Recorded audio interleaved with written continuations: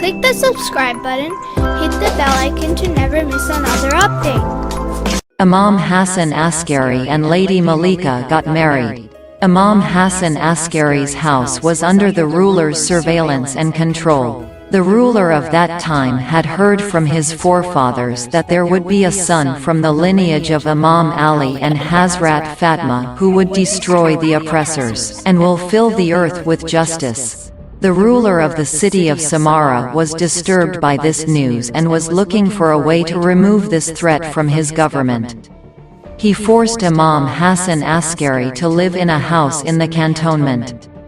The servants of the ruler supervised the Imam day and night and went round the house of the Imam so that if any child is born they can able to kill him there and then. Imam Hasan Askari sent a message to his paternal aunt Lady Hakima and said, "I wish that you have dinner with us tonight. Because the son we have been waiting for is coming into this world tonight." As soon as Lady Hakima heard the Imam's message, she immediately came to the Imam's house. The Imam's house was surrounded by soldiers. Lady Hakima barely reached the Imam's house. After the meal, the Lady Nargis went to rest in her bed. Lady Nargis woke up in the middle of the night and started night prayers. The time of Imam Mehdi's birth is near. Imam Hasan Askari asked Lady Hakima to recite Surah Keter. She started reciting when suddenly she heard that the child was reciting Surah Keter in his mother's womb. And later he greeted the wise woman. Lady Hakima came to the service of Imam Hasan after hearing the salutation. The Imam said, "Do not be anxious and do not be surprised, it's Allah's miracle."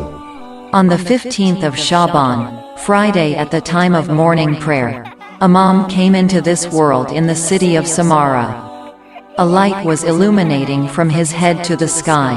He placed his head in prostration and raised his hand towards the sky and said, "There is no God but Allah, and my ancestor Muhammad is the messenger of Allah, and my grandfather Ali is the divine authority after Prophet Muhammad. And in the name of all Imams that they are all the divine authorities." When he reached his name and said, "O Allah, grant me what you promised so that I may fill the earth with justice." When the news reached one of the Imam's friends, they began to weep with joy. His wife said, "Is it possible for a child to prostrate and talk?